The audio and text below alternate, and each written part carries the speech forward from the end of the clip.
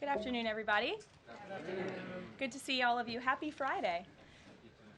The President looks forward to embarking on his historic return to the Middle East, visiting Saudi Arabia, Qatar, and the United Arab Emirates next week, where he will focus on strengthening ties between our nations. 8 years ago, President Trump's first trip was to this same region of the world, where he introduced his bold peace through strength foreign policy strategy. On that trip, the president laid out his goal of eradicating terrorism and extremism in the region, which he successfully accomplished over the course of his administration with the total defeat of ISIS and the historic signing of the Abraham Accords.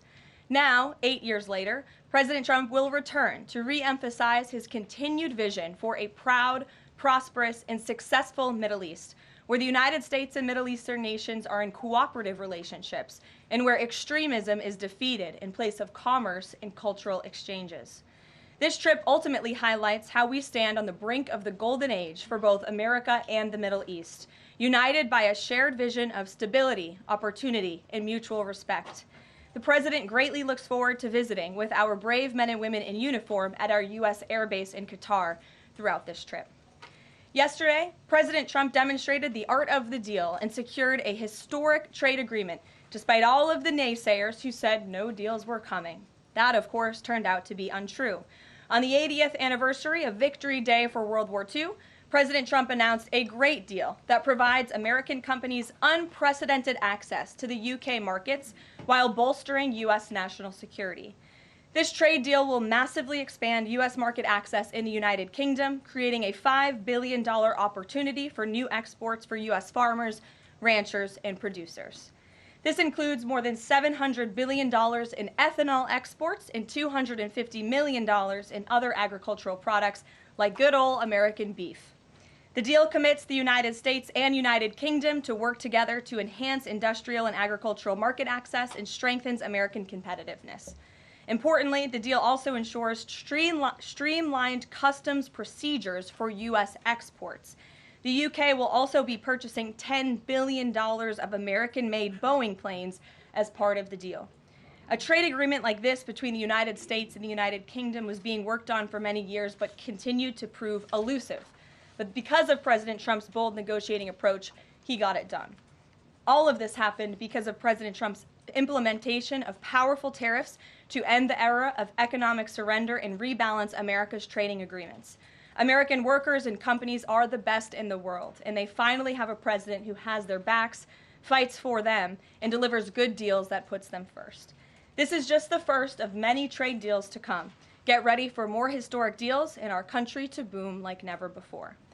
On that note, Treasury Secretary Scott Bessent and Ambassador Jamieson Greer will meet with the lead representatives on economic matters from the People's Republic of China over the weekend in Switzerland.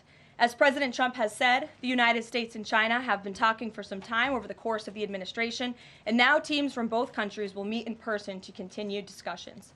You can be certain that President Trump and his trade team will ensure we work to achieve the best deal possible for America. In other news, the Trump administration just announced a new incentive for illegal aliens living in the United States to self-deport. Eligible illegal aliens who now use the CBP Home app to self-deport will receive a clear, safe way to leave the United States. Their plane tickets home may be paid for, and they will receive a $1,000 stipend once we have confirmation that they have left our country.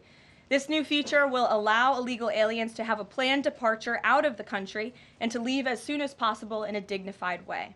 If illegal aliens make the right decision here and submit their intent to depart through the CBP Home app and pass extensive vetting, they will be temporarily deprioritized for ICE detention and enforcement action before their scheduled departure.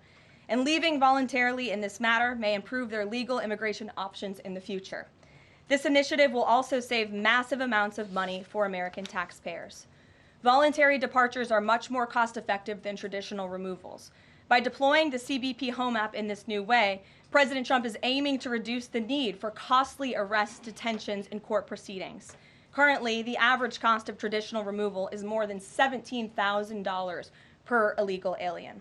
Our projections estimate that the use of the CBP Home app will massively reduce that financial burden by approximately 70%, so taxpayer dollars can be redirected and our brave immigration law enforcement officers can focus on removing the most violent illegal aliens hiding in our communities.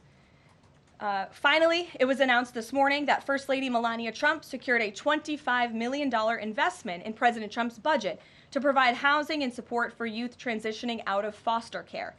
And in recognition of the 7th anniversary of Mrs. Trump's Be Best initiative, the U.S. Department of Housing and Urban Development allocated funds toward the agency Foster Youth to Independence program.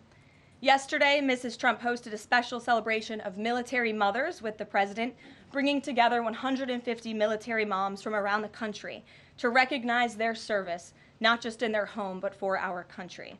For those of you who were there at the events yesterday like I did, I have no doubt you will join me in recognizing how truly special those moments were. So let's get to questions. Here in our new media seat today is Andrew Egger, the White House correspondent for The Bulwark. The Bulwark is a new media company launched in 2019 with hundreds of thousands of readers on Substack and more than 1 million subscribers on YouTube. Andrew, please kick us off. And thanks for being here. Yeah, thank you for having me, Caroline. The president posted another ad this week for his Trump meme coin. The group that's running that coin is encouraging people to buy in order to win a dinner this month with the president. Why is the president planning to attend a dinner for the top investors in his coin? Look, the president is abiding by all conflict of interest laws. The president has been incredibly transparent with his own personal financial obligations throughout the years. The president is a successful businessman, and I think, frankly, it's one of the many reasons that people reelected him back to this office. There are at least some people who are buying this coin who seem to view it as an opportunity to influence the president's views. There was a logistics company this week that said they would buy $20 million in the coin in order to advocate for free trade between the U.S. and Mexico. If buyers are buying for that reason, are they wasting their money? Look, I can assure you the president acts with only the interests of the American public in mind, putting our country first and doing what's best for our country, full stop. That's his intention, and that's what he's focused on. Kristen, good to see you here today. Welcome back. Caroline. Thank you. Glad to be back. So on those China talks, what does President Trump expect to come out of those talks? And is he going to be disappointed if his team can't secure a deal? Well, look, the president is very confident in his Secretary of Treasury, Scott Bessent, and of course, Ambassador Jamieson Greer, who has played an instrumental role in all of these trade negotiations as well. I think yesterday's success, the announcement of a trade deal with the United Kingdom, is a great first step. Again, many said in this room it couldn't be done. Now we are moving forward with many other countries. We're talking to dozens of our trading partners around the world. But of course, China is a major country, a major player in this space. And the president has said, and he's right, China needs the United States of America. They need our markets. They need our consumer base. And Secretary Bessent knows that he's going to Switzerland this weekend with the full support and confidence and trust of the president here at home. Jack?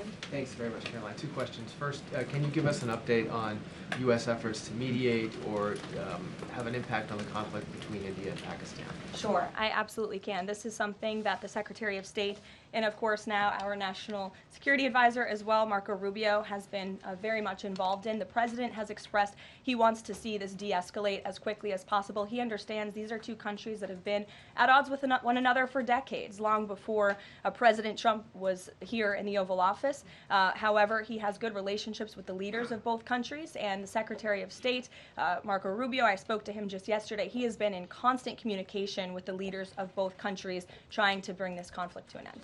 Just one other question. Yesterday, we saw the news of a new pope. Before Pope Leo became Pope Leo, there were some critical comments that he made about President Trump and about Vice President Vance on his then X account. Does the White House have any reaction to those comments? The president made his reaction to Pope Leo's announcement yesterday very clear. He is very proud to have an American pope. I think it was a surprise to everyone. I saw the news media was surprised to report on that yesterday, but it's a great thing for the United States of America and for the world, and we are praying for him. Thanks, Caroline. The president has been pretty firm on keeping these 145% tariffs in place on Chinese imports. Today, via Truth Social, he said that he'd be possibly open to lowering those to 80%. Why the change, and how did the president land on 80? The president still remains with his position that he is not going to unilaterally bring down tariffs on China. We need to see concessions from them as well. And again, that's part of the reason that Secretary Bessent is going to talk to his Chinese counterparts this weekend to start those discussions in person. As for the 80% number, that was a number the president threw out there, and we'll see what happens this weekend. And always in the effort of transparency, I'm sure you'll hear directly from the Treasury Secretary or the president after those negotiations conclude. Jackie. Thank you, Caroline. Why did the White House announce this deal with the UK before all of the details were finished? That's not true, actually. I saw the fact sheet. I saw the deal as well before the president brought all of you in the Oval Office in the effort of transparency. You had the president and the prime minister on the phone talking to all of you directly about how this was a great deal, a phenomenal deal, and discussions will continue. But as I spoke to our Ambassador Greer yesterday, this is how trade deals work. You set an initial agreement, you set the framework, you set up the deal, and then of course, T's have to be crossed and I's have to be dotted, but this deal is a good deal, and the numbers are determined, and all of the market access that I just discussed will remain. Does that mean that the 10% baseline is going to still be there at the end when all of the other details are ironed out? The president is committed to the 10% baseline tariff, not just for the United Kingdom, but for his trade negotiations with all other countries as well. Permanently, even after the deals are done, like that is going to remain. The president is determined to continue with that 10% baseline tariff. I just spoke to him about it earlier. Stephen. Thank you, Caroline. I'd like to ask about New York and about a personnel matter. On New York, the mayor, Eric Adams, is here today. Could you tell us anything more about the visit, who initiated it, what they're talking about? And also, is there any comment from the White House on the air traffic control issues in Newark? All I will say on Mayor Eric Adams is that he requested a meeting with the president, and the president was willing to take it. If the president wishes to discuss his private meeting afterwards, I will let him do that himself. Yes, I'm glad you asked about the FAA. There was a glitch in the system this morning, especially at Newark Airport. As you all know, I spoke to the Department of Transportation. That glitch was caused by the same telecoms and software issues that were raised last week. Everything went back online after the brief outage, and there was no operational impact. DOT and the FAA are working to address this technical issue tonight to prevent further outages, as well as install new fiber from Newark Airport to Philadelphia. And the goal is to have the totality of this work done by the end of the summer. I want to add that this outage at Newark Airport speaks to why the Secretary of Transportation yesterday made a massive announcement in investing in our aviation safety and our telecom system. There's a 4-part infrastructure plan that was released by the Secretary of Transportation yesterday to improve communication, surveillance, automation, and their facilities. They want to replace the antiquated telecom systems with new fiber, wireless, and satellite technologies, replace more than 600 radars, which have gone way past their life cycle, and address runway safety. They want to build 6 new air traffic control centers for the first time since the 1960s and replace towers as well. They want to implement new modern hardware and software for all traffic facilities to create a common platform system throughout the towers. These are much needed changes. This is a very bold plan by the Department of Transportation. I think it's unfortunate that the previous administration sat on their hands and did nothing, but how grateful we are that we have a Department of Transportation and a secretary and a president who's willing to take bold action and change. The personnel matter, Caroline, could I ask? Thanks, Caroline. Just going back to India, Pakistan, can we expect President Trump to get in touch personally with the leaders of those countries to try and de-escalate this situation? If and when that happens, we will certainly let you know. Natalie. Thanks, Caroline. Sure. I have a question about the Middle East trip. Will any of the president's family members, like including Don Jr., Eric, or Jared Kushner, be joining him on the trip? I am not tracking any of the president's family members joining us at this time, but of course the first family is welcome to come. I hope they would. They're great people, great to be around, but I'm not tracking them on the manifest. And given that you noted he is a successful businessman, do you know if the president has any plans to meet with any of the folks involved with any of the family businesses over there, or see any of the sites that are going to be Not to my knowledge, and let me just get to the premise of your question that both of you have raised. I think it's frankly ridiculous that anyone in this room would even suggest that President Trump is doing anything for his own benefit. He left a life of luxury and a life of running a very successful real estate empire for public service, not just once, but twice. And again, the American public reelected him back to this White House because they trust he acts in the best interests of our country and putting the American public first. This is a president who has actually lost money for being president of the United States. I don't remember these same type of questions being asked of my predecessor about a career politician who was clearly profiting off of this office. That is not what President Trump does, and this White House holds ourselves to the highest of ethical standards. Phil. Thank you. There's this Reuters report that the U.S. is in talks with Israel about an American-led post-war administration in Gaza. Is that accurate? Are these talks ongoing? We are in constant communication and dialogue with our counterparts and our allies and friends in Israel. Ron Dermer was here at the White House yesterday meeting with members of President Trump's team. As for the situation in Gaza, the president and his entire national security team have made it very clear we want to see the hostages released from Gaza. That is a priority for this administration. As for what that looks like, and even moving beyond that, I'm not going to get into the details of plans that frankly may or may not have even been proposed, but I can emphasize what the president holds closest in his heart right now, and that's the release of all of the hostages in Gaza. And then there's been some conservative pushback to some of these salt tax, the salt tax cap. For instance, Majority Leader Steve Scalise said that bringing back the state and local tax deduction would essentially mean, quote, 45 states are subsidizing 5 states that have very high taxes imposed by leftist governors.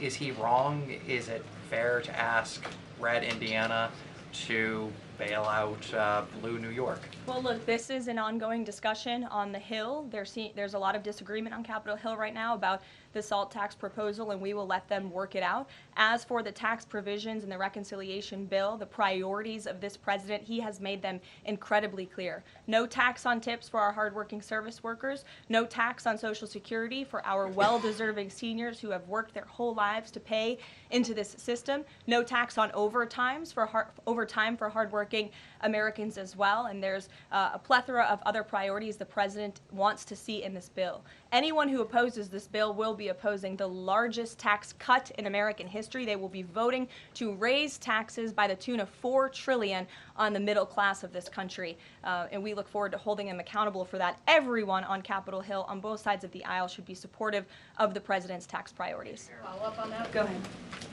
Sure. Go ahead, and then I'll go to your follow-up. Thanks, Caroline. I want to follow up on the Truth Social post. So the president's saying 80% tariffs could come down. Just an announcement would be enough to lower those tariffs. Is that what he's looking for from the Chinese concessions? That's not what the president said.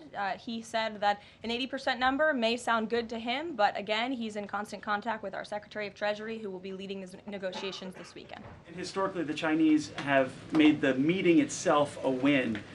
What does a win look like out of these meetings for the president this weekend? A good deal for the American worker and the American people. Go ahead. Thanks, Caroline. Yeah, back to the reconciliation bill. Can you just clarify the president's position, though, a little bit specifically on the tax issue? Because in his Truth Social post, he said this morning that he would accept even a tiny tax increase for the rich, but then says Republicans probably shouldn't do it, but I'm okay if they do it. So what is it that he wants? Does he want them to increase the tax rates? The president wants tax cuts, the largest tax cuts in history. He wants to extend his historic tax cuts from 2017, and he wants to see all of the other tax priorities that I just laid out for you included in this bill as well. As for the policy proposal you're talking about, the president has said he himself personally would not mind paying a little bit more to help the poor and the middle class and the working class in this country. I think, frankly, that's a very honorable position. But again, these negotiations are ongoing on Capitol Hill, and the president will weigh in when he feels necessary. Encourage them to have a higher bracket for top earners? The president has made his personal position on this matter clear. Michael. The president's in constant communication with leaders on the Hill. Ahead of the president's trip to the Middle East, he's mentioned he wants to rename the Persian Gulf the Gulf of Arabia. Iran is now saying that doing so will bring the wrath of all Iranians. Can you talk about the support that the Gulf of Arabia has in the region and why this is important to the president? Well, first of all, the president has said he hasn't made a determination yet. That was in the news that you guys all asked him about it, and he said he wasn't quite sure. So he hasn't made a definitive decision on that yet. And secondly, Caroline, the president has shown support for South African refugees that are coming to the United States next week. Can you talk about what these refugees are fleeing and why this is a priority for the administration? Well, the president has actually signed an executive order on that matter. My office can get it back to you, Michael. But this group in South Africa has faced racial persecution. In fact, the government there has vowed to take away their farmland that they own. And so the president has talked significantly about this. As for further details on refugee claims and asylum claims, I would defer you to the State Department. Can I follow up on that? Go ahead. No, in front of you. Thanks, Sure. Thank you, Caroline. Does the administration have any response to the news today that a federal judge has ordered the immediate release of Ramesa Ozturk from detention, and particularly his comments that the government submitted no evidence other than an op-ed that Ozturk wrote last year? I will have to check in with the Department of Homeland Security on that particular case, but I think our overall feeling, we've made quite clear that lower-level judges should not be dictating the foreign policy of the United States, and we absolutely believe that the President and the Department of Homeland Security are well within their legal rights to deport illegal immigrants. As for visa revocations, the Secretary of State has the right to do that as well. It is a privilege, not a right, to come to this country on a visa. But I'll check in on the specific case. My office will get you details. Sure. Caroline, yesterday the administration appears to have started dismantling the Consumer Product Safety Commission. This is the federal agency, an independent one that does recalls and is responsible for product safety. Does the administration not believe that it's important, to keep toys and cribs? I mean, you're a young mom, off of the product of the market. It's a federal agency within which branch? It's the executive branch. Who's the head of the executive branch? The President of the United States. Created by Congress. He has the right to fire people within the executive branch. It's a pretty simple answer. Francesca. Thanks. One foreign policy one and then a domestic policy thing if I could. As far as the president's trip goes next week, is he planning to meet with the FIFA president in either Saudi Arabia or Qatar? And if so, could you give us some more details about that? The president has quite a few meetings with many people when he is there. We can certainly check at the itinerary and let you know if the FIFA president will be there next week. Frankly, I'm not quite sure, but we can certainly get you an answer. As you know, the president attended a FIFA task force meeting at the White House this week. And on the domestic front, could you explain why the FEMA administrator was removed from his position this week? Look, this is a personnel matter in regards to the Department of Homeland Security, but my understanding is that this individual testified saying something that was contrary to what the president believes and the goals of this administration in regards to FEMA policy. And so, of course, we want to make sure that people in every position are advancing the administration's goals. But as for specifics, I defer you to the Department of Homeland Security. We leave it up to our great cabinet secretaries when it comes to personnel matters. Okay. Sure, in the back. Thank you. Aid hasn't gone into Gaza in 10 weeks. Israel says that this is a policy to pressure Hamas in the negotiations, in the ceasefire negotiations. Is this a policy that this administration supports? The president answered this week. He said that he wants to ensure that aid can get into Gaza, but we have to do it in a responsible way to ensure it doesn't end up in the hands of terrorists. So this is something the administration is actively working on, and when we have a policy to announce on this definitively, we can certainly let you know. Can you talk about this effort for the U.S. to take over the distribution of aid in Gaza, to exclude Israel, but also international organizations said this effort militarizes aid? I would reject that characterization by whatever groups you are citing. Kelly. Caroline, thank you. I want to get back to the First Lady Melania Trump dealing with foster children. That's an important component in American life to see what happens to the future of our children, particularly in foster care.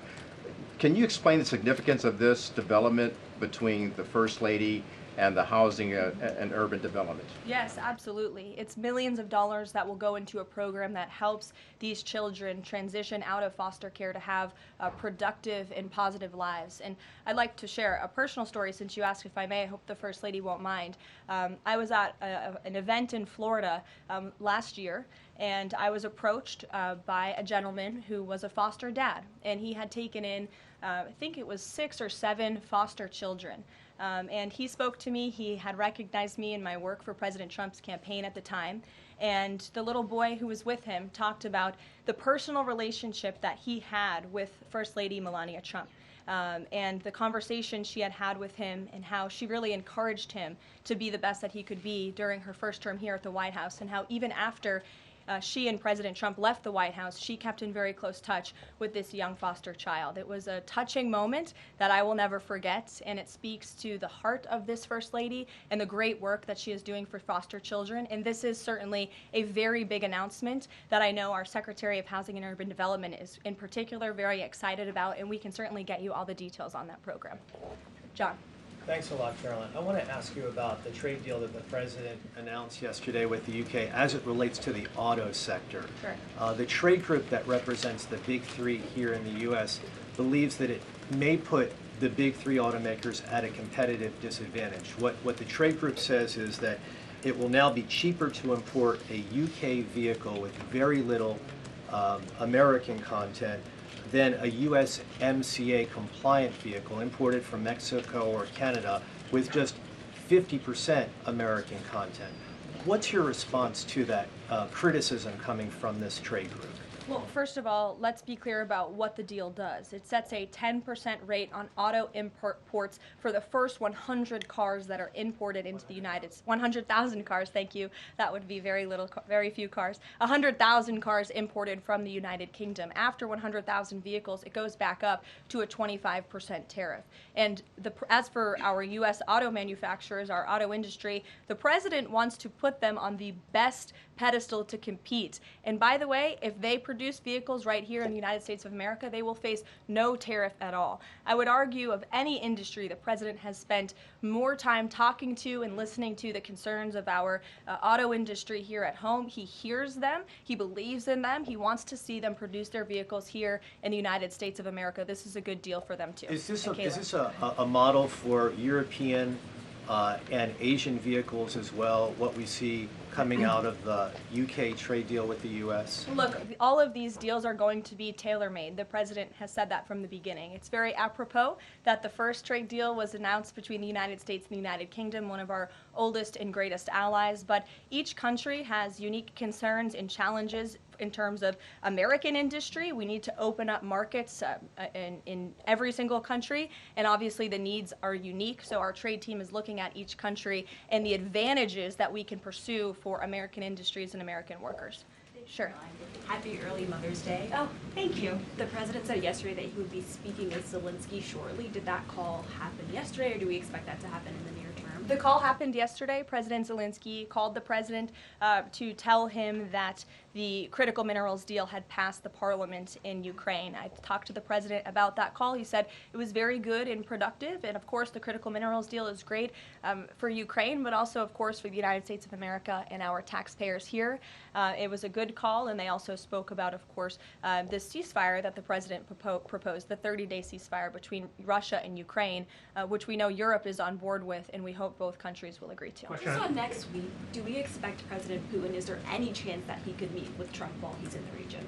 The president answered this yesterday. Not going to happen. Question on ceasefire. Has he got any reaction from Zelensky or Putin on the proposal for ceasefire? Is he satisfied by the reaction to that proposal? Not to my knowledge, but certainly if there is a reaction and updates, I'm sure you'll hear directly from the president. Question, the president fired the Librarian of Congress. Why did he choose to do that? We felt she did not fit the needs of the American people. There were quite concerning things that she had done at the Library of Congress in the pursuit of DEI and putting inappropriate books in the library for children, and we don't believe that she was serving the interests of the American taxpayer well, so she has been removed from her position, and the president is well within his rights to do that. John. Thank you, Caroline. Happy Mother's Day as well. Thank you. President Trump ran on delivering the biggest tax cut in history, got over 70 million votes. Right now, you got a handful of obstructionists in the Republican conference that are saying they're not going to go along with his tax cut package. You just said those that don't will be held accountable. What is your description of being held accountable? Well, look, I think they'll be held accountable by the voters in their respective districts if they choose to vote for a tax hike to the tune of $4 trillion, which would raise taxes to thousands of dollars per household in this country. The president has great political instincts. That's why he's back in the Oval Office, and Capitol Hill should follow his lead. As for the president, speaking of him, he will be signing executive orders later this afternoon. We are happy to provide more information on those executive orders if you wish. Thank you for the Mother's Day wishes, and happy Mother's Day to all of the moms in the room. And don't forget to call your mom this Sunday. We'll see you guys later. Have a good weekend. Thank you, Caroline.